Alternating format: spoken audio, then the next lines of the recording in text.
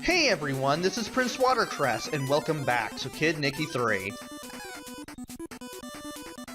I am not doing so well here, because I have to fight this guy and talk at the same time. Pretty easy what this guy is doing. He shoots these 3 fireballs whenever he reaches the center of the screen as he moves up and down.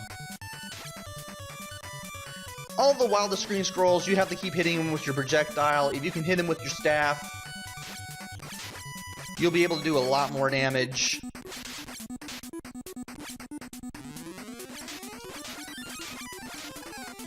Managed to get quite a few hits in right there. And every so often you'll see like a small heart. As you move your way to the right, you'll be constantly using those to constantly refill your health in the first form, which all you have to do is just make your way to the right and try to hit the guy while he's moving up and down with as many projectiles as you can. And now for the second part, which is a lot harder. You have to use these bullets as platforms constantly while hitting this guy while he's in his machine.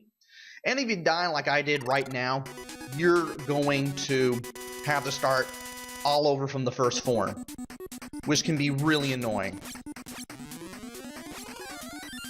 Whenever you destroy the 3 fireballs, he just shoots out 3 more fireballs when he returns to the center of the screen.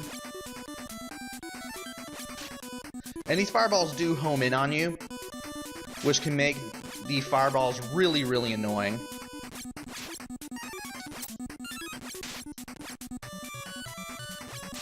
You can destroy the fireballs with your staff and your projectiles, but the longer you keep them on screen, the easier this battle is going to go, because the fireballs are going to keep being behind you, and you can concentrate more on hitting this guy. There we go. We're back on the second form. Now, when you lose all your lives, you have the chance to continue, but when you continue, always start back at the beginning of the stage you were on with 3 lives. Thankfully, this is all Stage 7 is. Just fighting this guy, both forms of the final boss battle. And thankfully, I was able to leap out of the spike pit there. You definitely don't want to be in the spike pit, because the spikes are going to do more damage than anything else. As a matter of fact, it's the only thing that's really going to do damage in the second half. But they do the most damage in the first phase of this battle. Wow, I cannot speak today to save my life because I'm just so on edge from trying to get this done. I had to practice all this in one fell swoop while I was getting this finished up.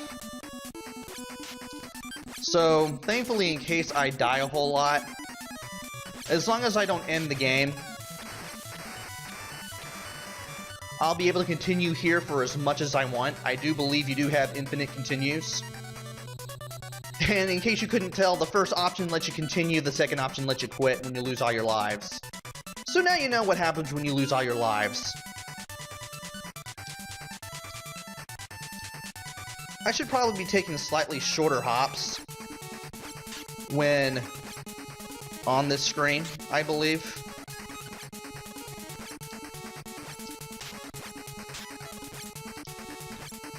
I should probably be watching the platforms too. And I have a much better chance of hitting this guy when on lower platforms because, well, I'll be able to aim better. It also stinks when you can't get on a platform because he keeps shooting them from the highest possible missile pod, because the missiles are always fired randomly, in case you weren't aware.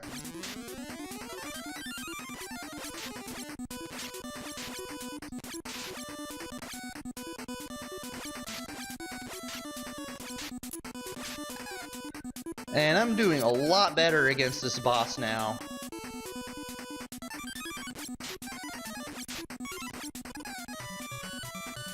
I'm probably going to be as ready for this boss battle as I'm going to be this time around. I just hope I can concentrate and not be driven nuts while trying to do this. But again, in the case I do lose all my lives again, as long as I don't quit the game, I have as many chances as I need to beat this guy, which is always good. Whoa. I may not talk as much as I usually do because of the nature of this boss. Oh boy, I knew I was going to overshoot it sooner or later. Come on.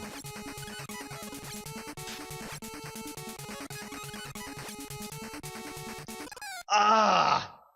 I knew I should have jumped a little further to the right there. Okay. I will not stop until I beat this guy.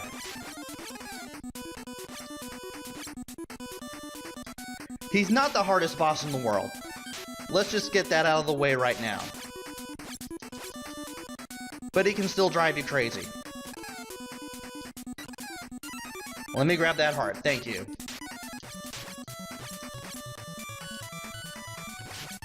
And sometimes the hearts will be out of reach.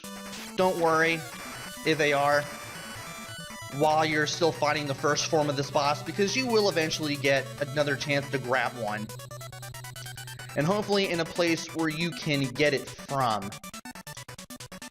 Yeah, don't sacrifice a lot of health by jumping in the spike pit just to get like a small net gain of health, or no gain at all,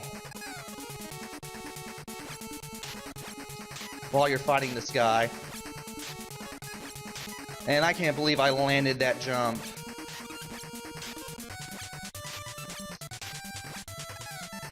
Come on, get up there. Yes! Finally! After about 7 minutes. That's good. And for beating this guy, we finally rescued the princess, and we get to enjoy the ending of Kid Niki 3, which is very, very short. We simply ask the princess if she's alright, and then she says she's fine, and then we just head back to the kingdom. Very, very simple ending. So simple, in fact, that we would only be able to really get away with this if this was 1988. No credits or anything, you just get that. So, how do I feel about this? Well, being a 1993 title, I say as I continue to botch speaking English for the zillionth time in a row, this could have been better. This could have been much better. The graphics are what I'd expect from a Famicom title. They could be better, but they're not worse either. At least you can tell what stuff is. They're at least halfway decent. The sound and music... Kirby's Adventure came out the same year as this, and it's a lot better graphically and aurally, graphics-wise and sound-wise, as Kid Niki 3. The game could have been okay if the game came out in 88, 89, 90, but this is 93. This is a late release. IREM could have done better than that. I feel like this could have been basically a budget release for all points and purposes for the time. The gameplay is pretty good. I do like the fact that you can hold the attack button as well as the wall you're facing to slowly slide down the wall and then launch yourself off of it, making yourself temporarily invincible as you're somersaulting around. That was a really nice touch. I wish it could have been used a little more often, but oh well. But the gameplay does respond. It is good. And do I really want to play this again? Not really. Once you get through this game, which will probably take you at least 1 to 3 hours, depending on how good you are with platforms and how good you are at figuring out how stuff works and remembering how to get through the stages and trying not to die,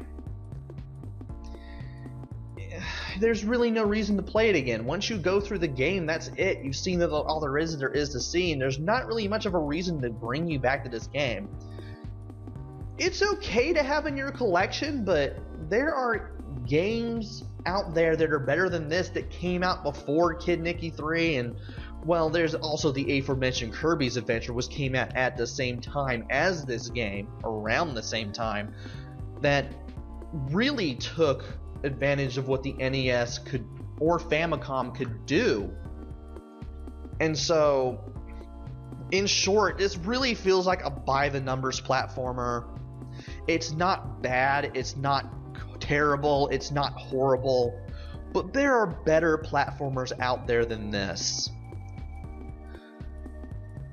I do kind of dock it a few points for starting out easy at the beginning, which is what the first 2 videos of this Let's Play covered, and then it kind of got difficult once you got past the first half of the game. Kind of drove me nuts trying to practice through this game, but I eventually prevailed and I eventually managed to get through this. And so would I recommend it? Well, if you want in your collection, I'm not going to stop you, but again, there are better games out there. And that will wrap it up for Kid Niki 3, whose full Japanese name I can't even remember and don't even feel like pronouncing. Hopefully I will come back with another game. It may be better, it may be worse, it may be in between, who knows. But until then, this is PrinceWatercress. Take care, stay safe, thanks for watching, and see you guys later!